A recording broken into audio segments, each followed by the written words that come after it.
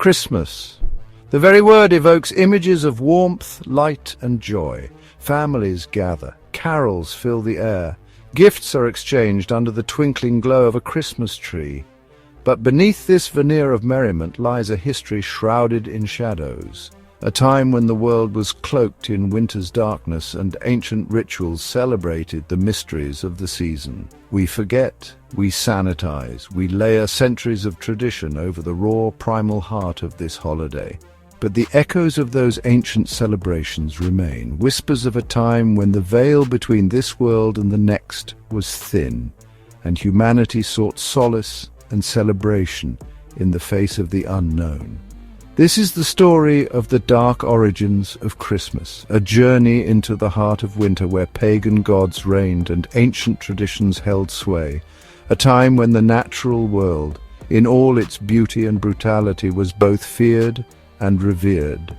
Let us peel back the layers of time and uncover the secrets hidden beneath the tinsel and lights. Let us explore the occult roots of Christmas and rediscover the power and mystery of this ancient time of year. Long before the birth of Christ, our ancestors celebrated the winter solstice. This was a time when the days were at their shortest and the nights at their longest. The winter solstice marked a pivotal point in the year, a moment when the sun seemed to stand still before it began its journey back towards the longer days of spring and summer. This darkest time of year, when the sun seemed poised to vanish entirely, held a strange power. It was a period of deep reflection and anticipation as people awaited the return of the light. The solstice was seen as a time of rebirth and renewal, a chance to start anew as the days began to lengthen once more. It was a time of both fear and hope, a liminal space where the boundaries between the worlds of the living and the dead blurred. The long, dark nights were filled with stories of spirits and otherworldly beings, and people believed that the veil between the worlds was at its thinnest. This made the solstice a time of great spiritual significance. The Romans celebrated Saturnalia, a week-long festival in honor of Saturn, the god of agriculture. This festival was one of the most important in the Roman calendar, a time when the usual social order was turned on its head. Saturnalia was a time of unrestrained revelry.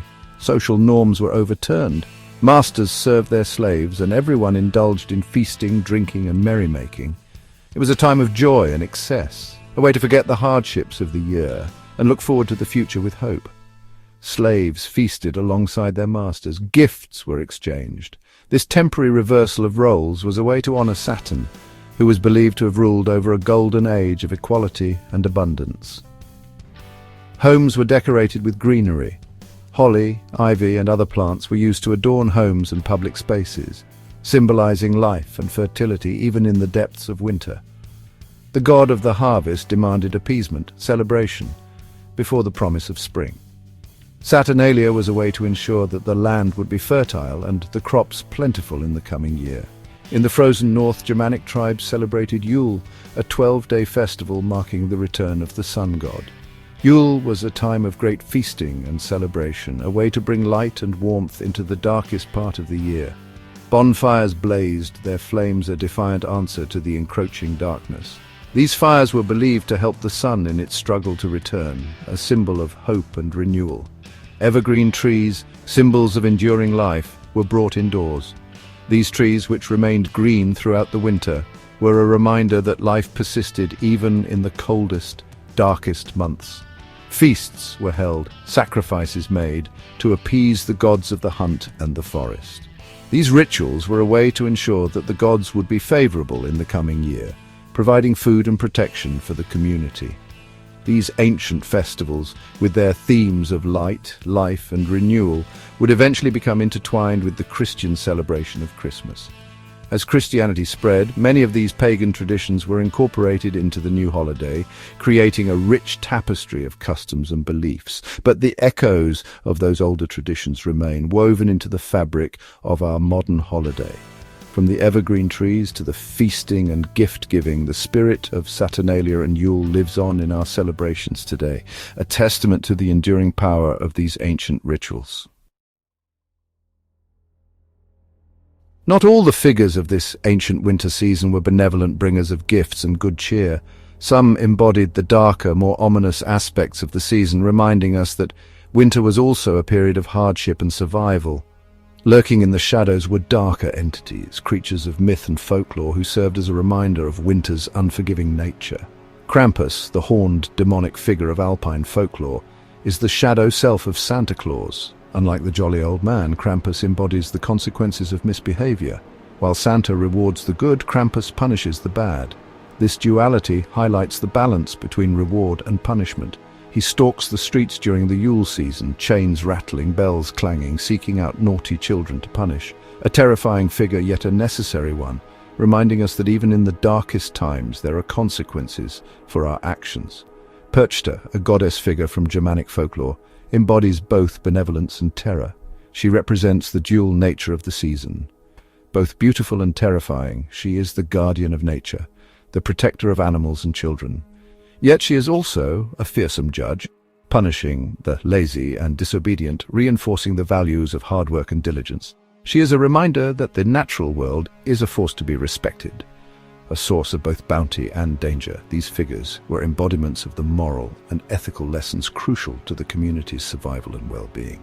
They represented the duality of the season, the balance between light and darkness, joy and sorrow, life and death. They reminded our ancestors that even in the darkest times there is always hope for renewal. The winter solstice, when days are shortest and nights longest, has been revered by many cultures. The barren landscape contrasts with the few vibrant plants, reminding us of the cycle of life and death. Stripped bare by the cold, leafless trees stand as silent sentinels. Yet beneath the snow, life is merely dormant, waiting for spring. Evergreens, holly and mistletoe retain their vibrancy, symbols of hope and enduring life, standing out against the bleak winter landscape. The evergreen tree, staying lush year-round, symbolized life and rebirth for ancient cultures, a beacon of hope and resilience. For the Celts, it represented the enduring spirit of the forest, embodying the strength needed to survive winter. The Romans used it during Saturnalia, symbolizing life and growth even in winter's darkest days. The evergreen tree stood as a testament to nature's resilience, a living symbol that life persists even when the world seems frozen. Holly, with its prickly leaves and bright red berries, was a symbol of protection and vitality, standing out against the snow. People hung holly in their homes to ward off evil spirits and bring good fortune. Mistletoe, revered by the Druids, was believed to hold magical properties, warding off evil spirits and bringing protection. Its association with fertility and love likely stems from its white berries, symbolizing life and renewal.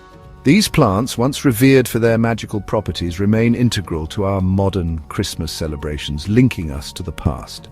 They remind us of the deep connection between humanity and nature, resonating with the enduring power of the natural world. Please remember to like and subscribe. Leave your comments below. What do you think of Christmas?